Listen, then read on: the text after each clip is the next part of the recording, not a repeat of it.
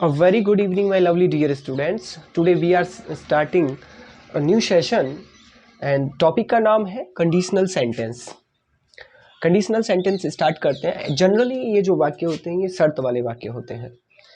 देखेंगे ध्यान से, जिन वाक्यों में कोई शर्त पाई जाती है, इसमें दो क्लोज होंगे एक्चुअली में, उपवाक्य जिसे बोलते हैं। पहले वाले वाक्य में जो होगा वो यदि और अगर से शुरू हो रहा होगा, और दूसरे वाले वाक्य में उसका रिजल्ट दिख रहा होगा। पहली वाले वाक्य में कंडीशन होगी और दूसरे वाले वाक्य में रिजल्ट होगा उस कंडीशन का।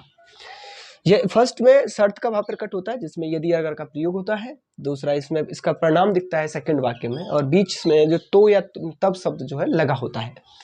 दोनों क्लोज होंगे और इफ या अगर के लिए हम इफ या व्हेन का प्रयोग कर लेते हैं। अर्थात पहले में इफ या व्हेन प्लस कंडीशन आ जाएगी, दूसरे में रिजल्ट ऑफ कंडीशन दिखता है, यानी कि जो पहली टेंस में कंडीशन दिखेगी उसका रिजल्ट इसमें दिखता है। जनरली आपको मैं बता दूं, ये टॉपिक जो है 10th और 12th के लिए इंपॉर्टेंट नहीं है, बल्कि 10th 12th में तो आता ही आता है। कॉम्पिटिटिव एग्जाम्स में भी इससे संबंधित, इससे रिलेटेड बहुत सारे क्वेश्चंस बन जाते हैं।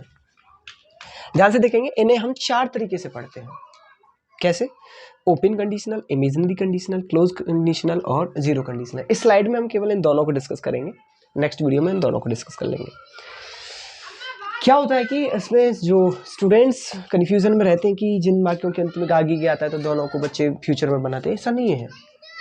समझने की कोशिश करो, रूल क्या है। कहता है यदि से कोई वाक्य प्रारंभ होता है तथा दोनों वाक्य के अंत में गा गी गे शब्द लगे हो तो इफ या व्हेन प्लस जो दूसरा सेंटेंस होगा वो प्रेजेंट टेंस में होना चाहिए, और दूसरा जो रिजल्ट वाला जो वाक्य होगा उसमें लिखा है tense showing future action. It is not necessary कि टेंस फ्यूचर टेंस होना चाहिए, एक्शन फ्यूचर का होना चाहिए। जैसे यदि तुम परिश्रम करोगे तो सफलता पाओगे, दोनों में गागी गया रहा है पहली बात।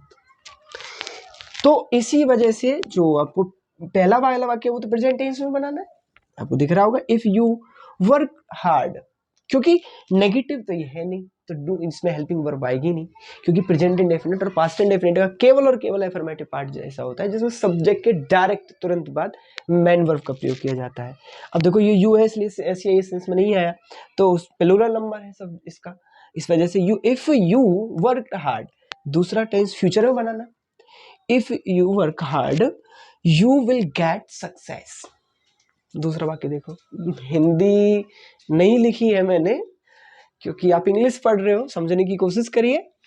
If you are going to Agra, अगर यहाँ विल भी लगाएंगे तो गलत हो जाएगा, ध्यान रखना, क्योंकि प्रेजेंट टेंस पे प्रेजेंट एक्शन पे जाना है। If you are going to Agra give this book to my brother, अगर तुम आगरा चाह रहे हो तो इस किताब को मेरे भाई को दे देना।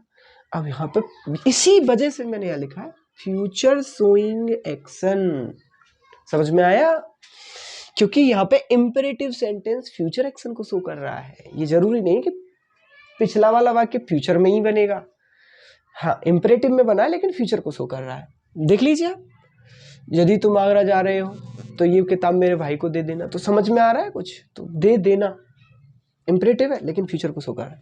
दूसरा है क्लोज्ड कंडीशनल। इसमें क्या होगा कि इसमें तातीते शब्द दोनों वाक्यों में लगे होंगे अंत में।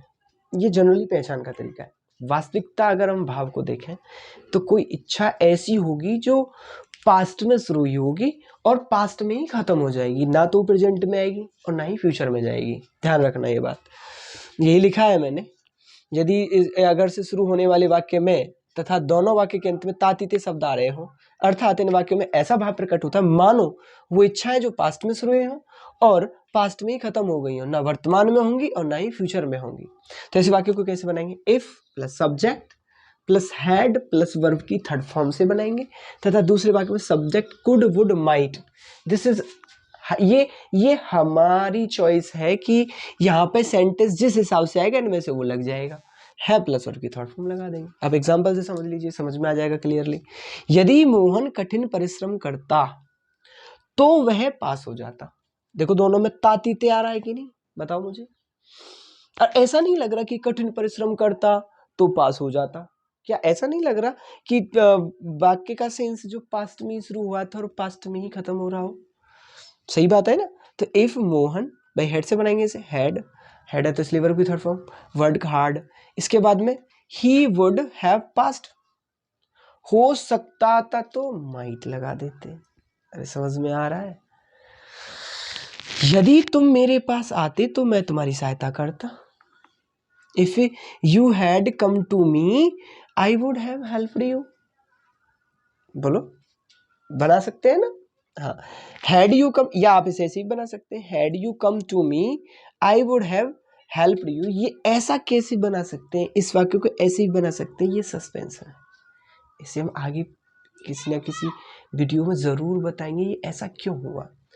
तो स्लाइड में सिर्फ इतना ही, और बाकी की जो ये क्लोज और जीरो वाली जो कंडीशन है इसे हम नेक्स्ट वीडियो में डिस्कस करेंगे।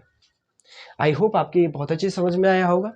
इसे आप लिख लीजिए या स्क्रीनशॉट ले लीजिए और आराम से इसे समझने की कोशिश करो। पहले इसे हम ख़त्म करते हैं, स्पेशल पॉइंट और पढ़ाएंगे और उसके बाद में हम इसकी प्रैक्टिस कराएंगे। Thank you so much.